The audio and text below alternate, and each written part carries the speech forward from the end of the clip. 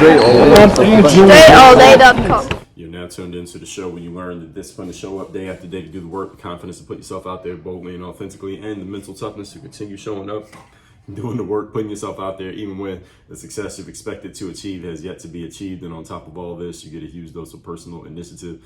What is that? That is the go-getter energy that moves any one of us, including yourself, to go and make things happen instead of waiting for things to happen. And then we put all this together into a series of frameworks, approaches, insights, strategies, and techniques all underneath the umbrella of one unified philosophy that is called Work on Your Game. My name is Dre Baldwin, also known as Dre All Day, and welcome to the show. And today's topic is who I follow for news. This is actually going to be a two-part series. So before we get into that, I want to remind you all of two things. First of all, my text message number down below in the description. Secondly, Work on Your Game University. You want to work with me directly, have me as your direct coach, get access to our live coaching calls, get access to direct communication with me. It's the only way to get access to direct communication with me is being a member of Work on Your Game University. Go there right now, which is workonyourgameuniversity.com. That's the website and the landing page where you can learn more about who we are working with, who we are looking for, how we help people, why we help them, and how you can take your next step to be the next contestant working with us on your stuff, your personal life, your business life, your professional advancement, all at workonyourgameuniversity.com. Link again down below in the description to this episode. So this topic, who I follow for news, and I put news in air quotes here. I'm not going to do it every time if you're watching on video, but I'm putting news in air quotes. So I told you back in episode 1474, first of all, I told you a long time ago that you should stop watching the news. And there was a good reason why I told you that. That has been proven out over the last 10 years or so. I don't remember, 1474. So we're about, what is that? About 1,800 episodes. So how long would that be? About maybe 5-6 years since I did that episode. And the news, as we can see, hopefully you can see, it no longer tries to be objective. It's not even trying to be objective anymore, but it wasn't objective but that much back then when I recorded it. But now they've just said, forget it. We're not even going to try. We're just going to be completely slanted and not even pretend that we're objective. And then in late 2024, when I thought of this subject, the mainstream media has seemed to have a come to Jesus moment and realize that they're in deep shit if they don't start being objective again. So now they're trying to start moving back in the proper direction. I don't think they're going to succeed, but they're trying. So we'll see where they end up. But the news, as of this recording, is not trying to be objective anymore. They slant everything in a certain direction because they're trying to compete with social media, which is a bad idea. I explained that in a recent series when I talked about the death of journalism. Journalists tried to do something that they shouldn't do. They tried to play in a pool they shouldn't be playing in. And even though I said all of this, I still like hearing people talk about current events and what's happening. I just like to listen to people who are not connected to mainstream media outlets, because people who work in, at, or for mainstream media outlets do not have license to tell you the truth anymore. So while I do hold them personally accountable, because anybody can decide to keep their integrity and walk away from something that their bosses or company is making them do, at the same time, I understand them on some level. Some people are willing to trade their integrity for a paycheck. There are many people out there who do this. I will say their names at some points, maybe not in this series, but I have said them in the past, and I will say their names in the future. And I'm not just talking about people in media, but there's a lot of people out here who will trade their integrity in order to get a paycheck, because people got bills, all right? Kids got to eat. With that said, as I continue here, there is always some current event going on. There's always some ongoing conversation about some type of social issue. And while I don't pay attention to everything in that area, I do pay attention to many things in those areas, simply because current events tend to draw a lot of people's attention. People tend to just want to hear about current events, whatever it is, news. It's active things. And because a lot of people live very unexciting lives, to talk about something that seems to be exciting that has nothing to do with them draws people's attention. There's a reason why the news is the news. The reason why a lot of people pay attention to it, simply because it gives them something to pay attention to, because looking at their own lives is not very interesting. Now, while all that said, while it is still true that any real news, like real news, will find you without you having to go look for it, I'm a person who does like to go hear about current events, and I will go seek out people who are talking about them, because as I just told you, I sometimes talk about them. You can see that sometimes on my feed. You can definitely see it if you want to see me talk about current events in my live streams, which I do Monday through Friday, 8 a.m. Eastern on every platform that allows live streaming. I do it. So just look me up: Facebook, LinkedIn, TikTok, Rumble, X, YouTube, Instagram. I'm live on all of them, 7 platforms every morning, Monday through Friday it is, 8 a.m. Eastern. I talk about current events. And today I'm going to tell you some sources that I go to for current events, and I'm going to tell you why I like each particular source. Now, one thing I'm going to say off the top, even before I get into this, is that when I looked at this list, before I even tell you who's on it, I can see that these sources all are individuals or companies that lean towards what most people would call conservative. I think many of them, these people would even call themselves conservative, not all of them, but many of them. Now, I personally do not consider myself to be a conservative nor a liberal. I am not Democrat nor am I Republican. However, when it comes to being fair, objective, and analytical, and just straight up logical, and in the way that things get broken down, these are the sources who I find have best fit this description. And the fact that most of these people tend to lean towards the conservative side, all fitting this description of fair, objective, logical, and analytical, that says more about what the liberal side is lacking, in my opinion, than it says anything about me and where I could possibly be leaning. But you may draw your own conclusions. Let's get into it. Point number 1. I'm talking here today, and this will be a 2-part series about where I go to for news. Number 1, X. X is not a person, not DMX. X, the app, formerly known as Twitter. I've always used X. Again, when it used to be Twitter, I was using Twitter as my main source of news, and it's been probably for the last 10 years. Because I already told you, you shouldn't be watching the news. So I don't watch NBC, ABC, CBS, and I don't watch Fox, any of these platforms. I go to X when I want to know what's going on. And since I stopped paying attention to the mainstream media, knowing that they're not giving us the truth, as we already talked about, Twitter started to become problematic as well before Elon Musk purchased it, because the previous regime of Twitter, headed by Jack Dorsey, they started leaning heavily to the left because they were a Silicon Valley-based company. Now with Elon buying it, they're not in Silicon Valley anymore. And I believe he moved the company to Texas, but he may still be in California, but I believe he might have moved to Austin, Texas. But Elon is not a Silicon Valley guy. At least he doesn't carry himself like one or speak like one, even if he has been there and did some business there.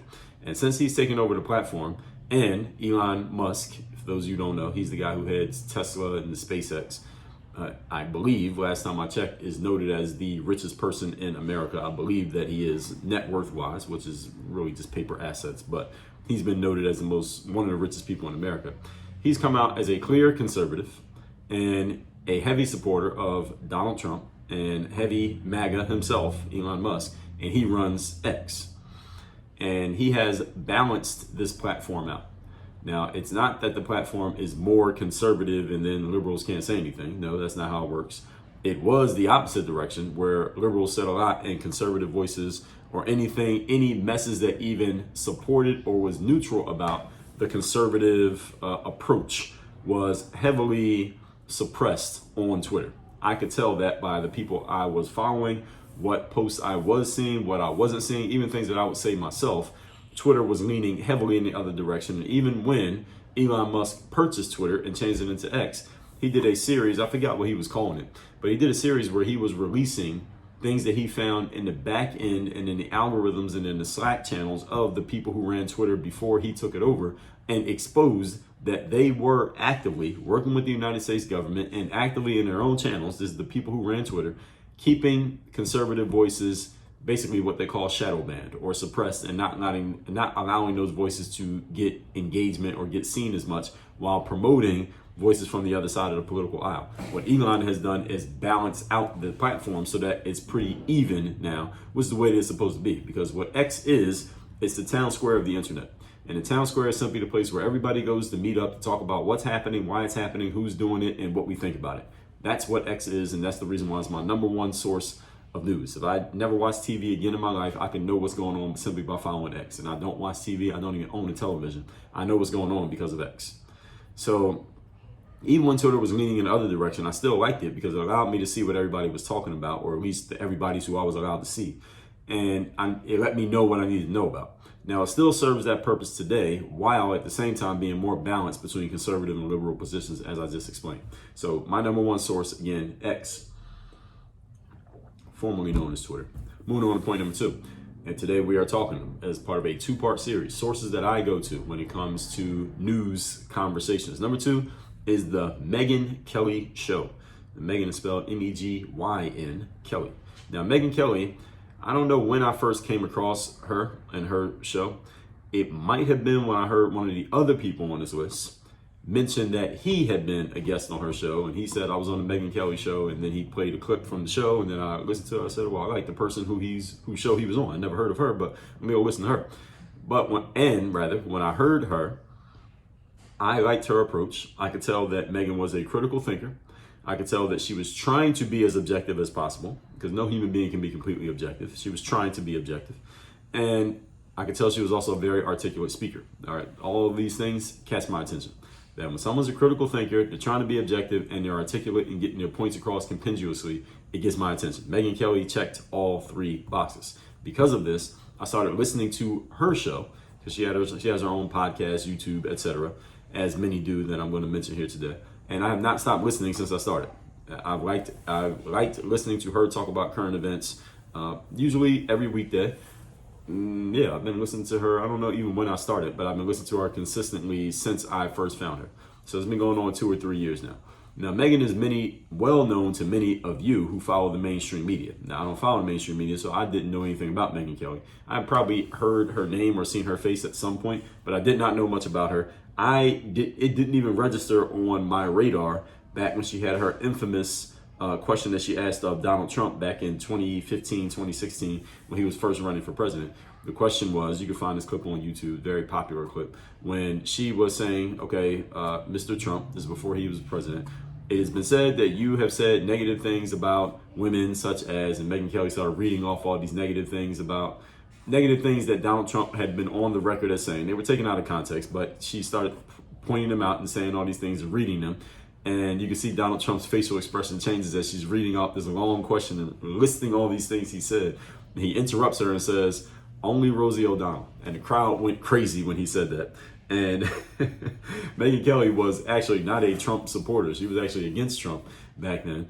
And when he did that, he basically won over the entire crowd. He won over the audience at home and basically buried everybody else on that dais who was thinking about they might have a chance of beating him for the Republican nomination. And then one of Donald Trump's bulldogs, this guy by the name of Steve Bannon, who I'll get to talking about a little bit later in this series, he basically started attacking Megyn Kelly. Donald Trump also attacked Megyn Kelly and saying that she was a bad person. You know how Donald Trump is. He just goes off on a person, just goes into them. And for him, it's all theater. It's all part of the business. It's just boxing for him. It's not that he personally really actually dislikes the person, but did a whole lot of attacking to Megyn Kelly.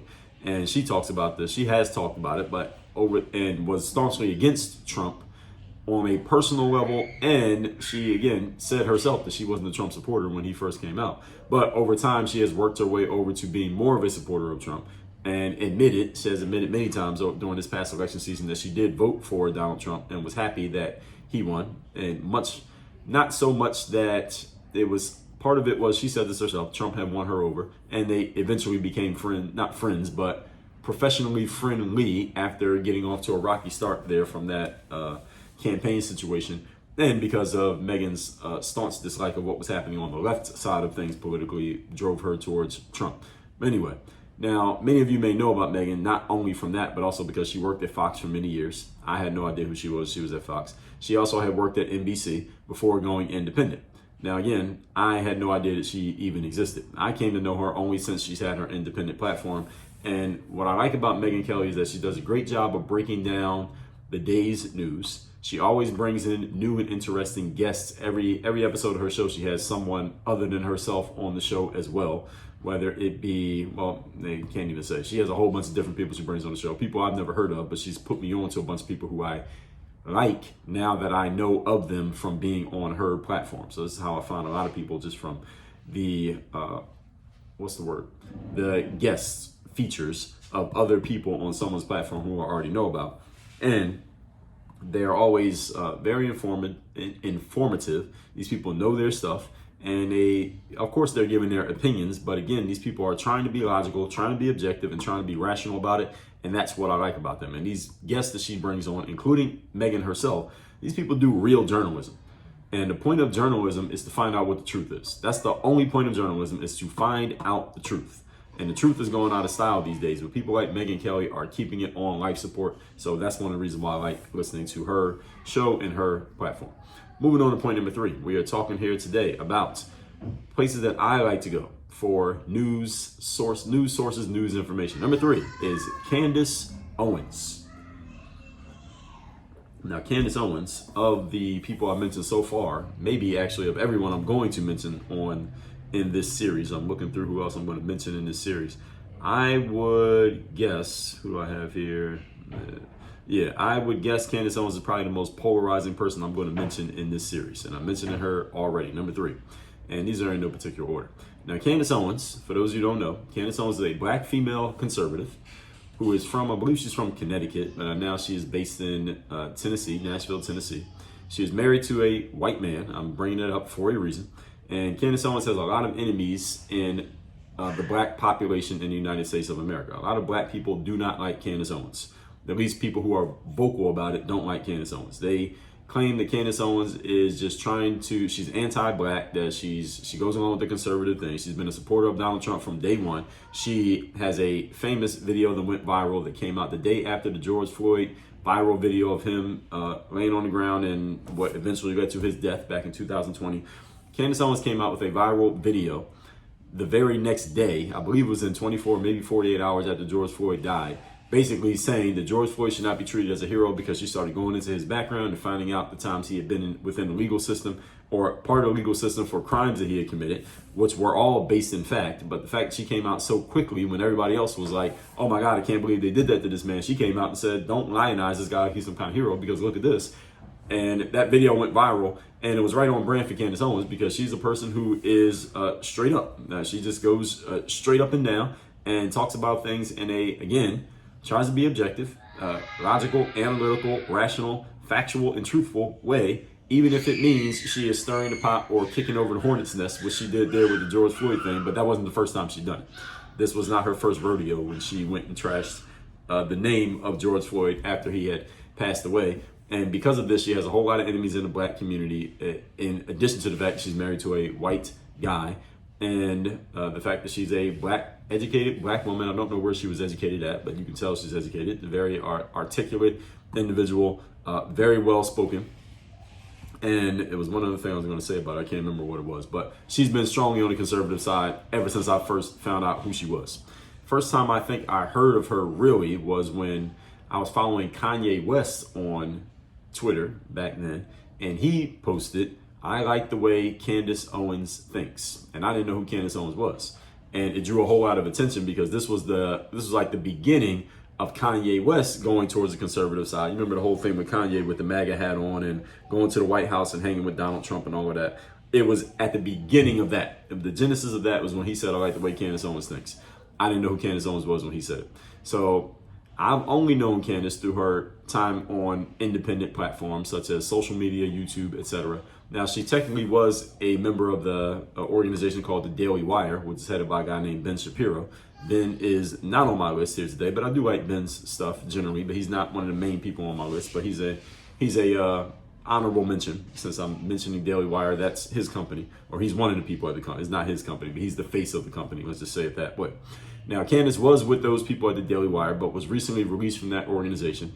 I think I know the main reason she was released is because this conflict that's happening right now in between Israel and Palestine, at least as of this recording, it's happening. Maybe it'll be over by the time you hear this.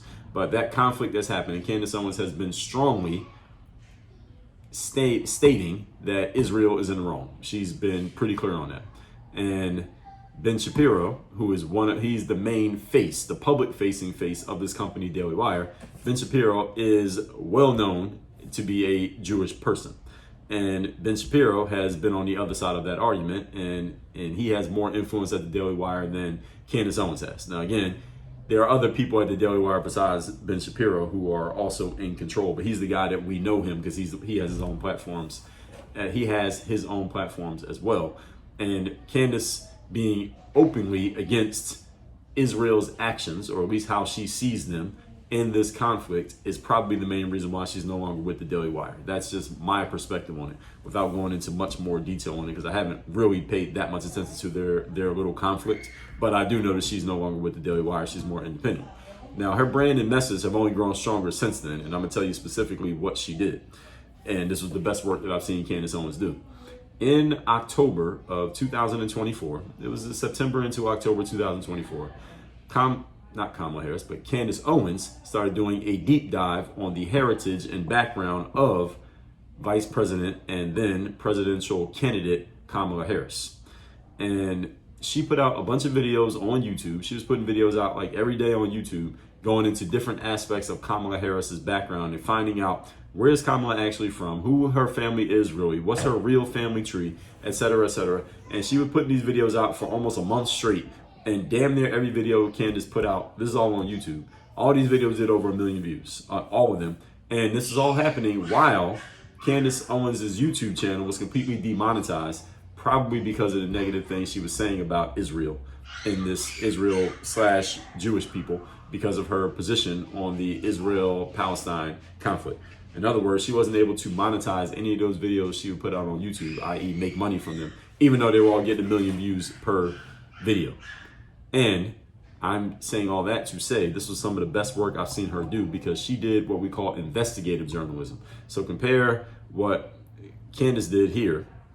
She also did this with BLM. She did a documentary back when she was with the Daily Wire called The Greatest Lie Ever Sold. That was when she did surgery on BLM and found out where their money went, who was in charge, all the donations they took in, what were they doing with that money, all of that. She did that, a whole documentary on that, and other things where Candace, her investigative journalism is like long form stuff. So she may take weeks or months to go through something and really get to the details of it. Whereas I just mentioned Megyn Kelly, she'll talk about the news of the day. It doesn't mean she won't come back to a story later on if the story is still going. Whereas Megyn is more like day by day. Candace is more like long-term, bigger picture stuff. And that's why they both have value to me. And I like both of their approaches. So this investigative journalism, again, sometimes an investigation takes time. It's like detectives trying to figure out a murder. It may take some time for them to find out, and it may take months or weeks before they figure it out. And there's also value in the people who can figure things out and talk about them day by day, such as I said, Megyn Kelly. So, Candace, what I like even more about her, she dives deeply into specific topics, and again, takes time to figure these out. I just gave you the example with Kamala Harris.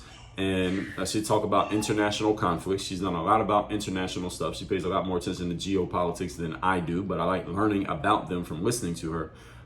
We already talked about the BLM documentary that she did. And I can see that I've even heard them mention each other at different times. Megyn Kelly and Candace Owens do not agree with each other on all subjects, which is fine, because if they agree with each other on everything, then they wouldn't both need to be on my list.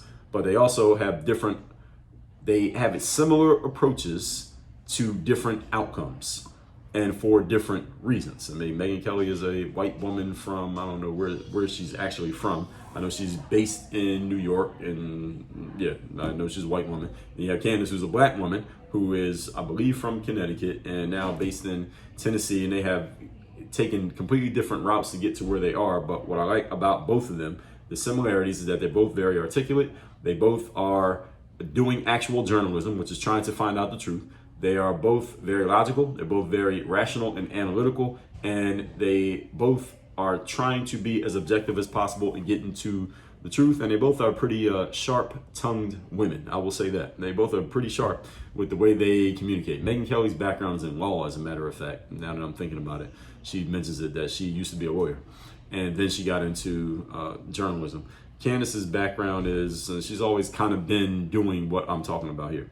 So even though they don't agree on everything, along with every other individual I mentioned here, they all have the similarities that I'm talking about. Everyone I'm mentioning in this series, because today's going to be the end of part one, number one. But they're all trying to get to the truth. They're all articulate. They're all objective. None of them are beholden to supporting any one side of any argument because of a boss or because they're trying to appease a certain audience. That is what I appreciate.